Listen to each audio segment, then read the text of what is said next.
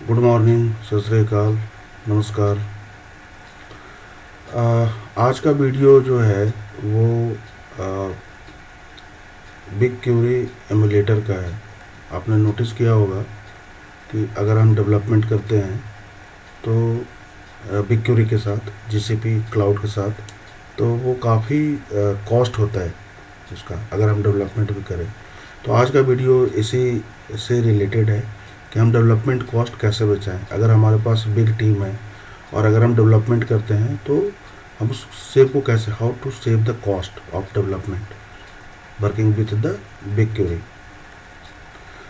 Okay, so first of all we have to go on this GitHub account and ये जो emulator है इसको emulator बोलते हैं। ये जो इमुलेटर है ये गो लैंग्वेज में लिखा हुआ है।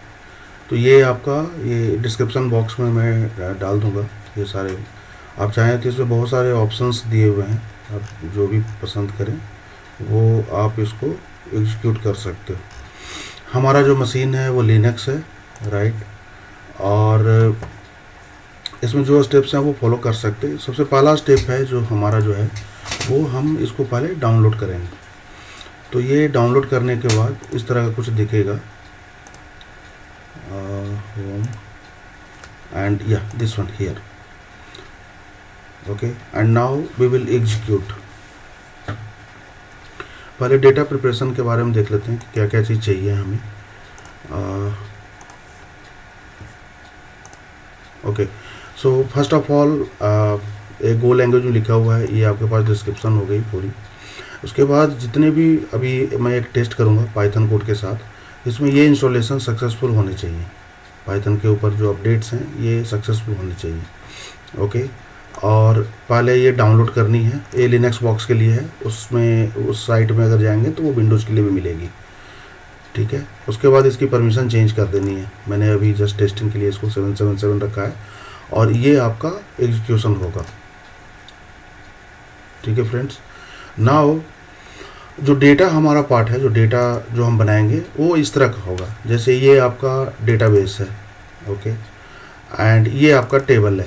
और इस टेबल में जो भी आपके बिजनेस जो डिटेल्स होंगे कॉलम्स के, वो इस तरह होंगे कुछ लिखे हुए। तो मैंने एक सैम्पल टेबल लिया है, table A, okay, and now table B. ऐसे ही आपके पास सैकड़ों हो सकते हैं, 5 हो सकते, 10 हो सकते, हंड्रेड्स ऑफ टेबल्स हो सकते, और उसकी डिटेल्स होगी। जो भी इसके कॉलम फॉर्मेट होंगे, जो भी इसके टाइप्स होंगे, वो आप अपना एक्सप्लिसिट इसको देख सकते हैं। अभी एक टेस्टिंग है कि इसमें हम कैसे डेवलपमेंट कॉस्ट सेव कर सकते हैं। ओके, ये सारे कुछ मैं डिस्क्रिप्शन बॉक्स में डाल दूंगा। और काफ़ी कम वीडियोज़ हैं हमारे फोरम में, जो ये चैनल है हमारा। रिक्वेस्ट है कि अगर कुछ और इस तरह की चीज़ें चाहिए जो इनोवेटिव हो और इंडस्ट्री से रिलेटेड हो, IT इंडस्ट्री से, तो उस कमेंट बॉक्स में ज़रूर कमेंट करें और लाइक एंड सब्सक्राइब करें। Thank you. So let's start. मैं बहुत ज़्यादा लंबा वीडियो नहीं बनाना चाहता, सो इसको स्टार्ट करते हैं। ये मेरे होम फोल्डर में ही है यहाँ पर, तो इसको स्टार्ट करके देखते हैं। यस, सो यहाँ पर आपको दो ऑप्शन मिलेंगे। एक तो है रेस्ट सर्वर का और दूसरा जो मिलेगा gRPC का।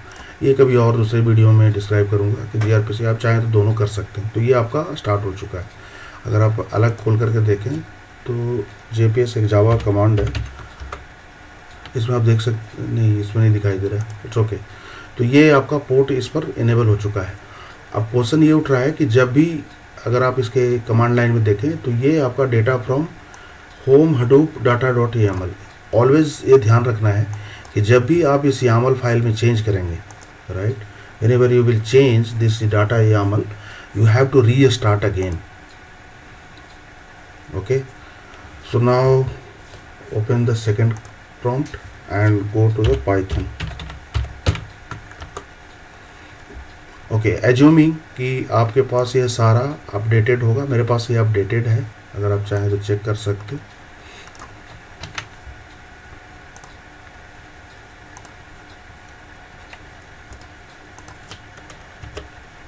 सो फॉर विंडो यूजर्स के लिए हमेशा ये पिप जो है आपके क्लास पाथ में सेट होनी चाहिए। यूनिक्स में और मैक में ये थोड़ा इजी होता है, लेकिन विंडोज़ में आपको एक्सप्लिसिटली पिप की स्क्रिप्ट होती है, वो डाउनलोड करना होगा और वो क्लास पाथ में सेट करना होगा।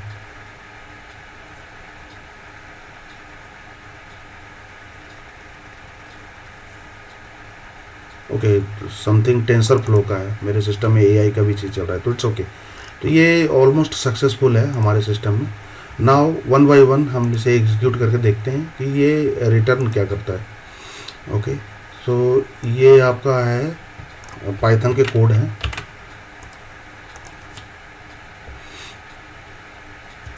ओके, सो मुझे कोई भी एरर नहीं मिला, not getting any error. Okay, now because we have taken the REST endpoint, so 9050, remember you see the screen।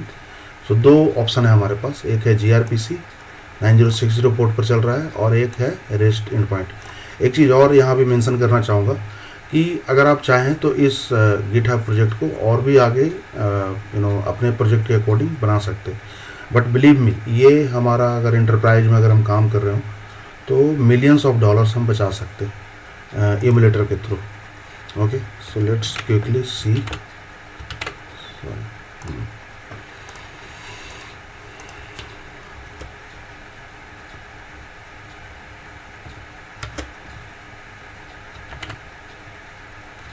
Brushes टूट गया।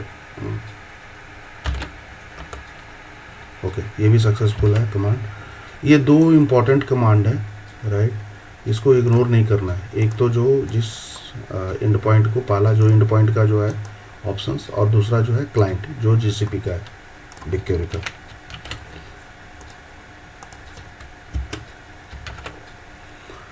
उसके बाद डेटा सेट 1, मैं प्रीवियस में दिखा चुका था कि डेटा सेट कैसे करते हैं। ये देखिए आपका DB है और ये आपका टेबल है।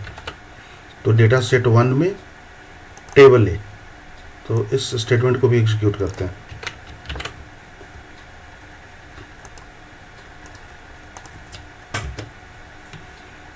Okay, and next is method है जो जेसन वैल्यू को रिटर्न करेगा।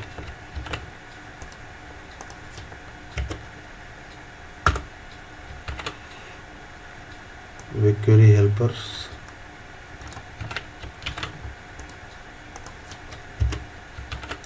And result. Now we will see क्या रिजल्ट आता है इस SQL एग्जीक्यूशन पर। तो जो हम लोगों ने डेटा सेट किया है, what is this environment structure है।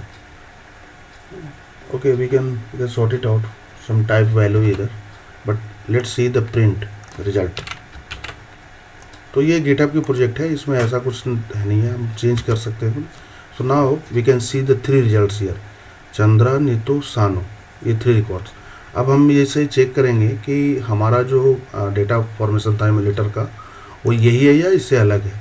तो अगर आप गौर से देखें तो 3 रिकॉर्ड मैंने डाले थे, 1, 2 एंड 3, राइट। सो इस तरह हम लोग BigQuery में एमुलेटर के थ्रू कर सकते। ओके, आशा है ये वीडियो आपको पसंद आई होगी, और अगर कोई क्वेश्चन और कमेंट्स है तो प्लीज़ उसमें कमेंट बॉक्स में डाल दें। Thank you so much watching for this video.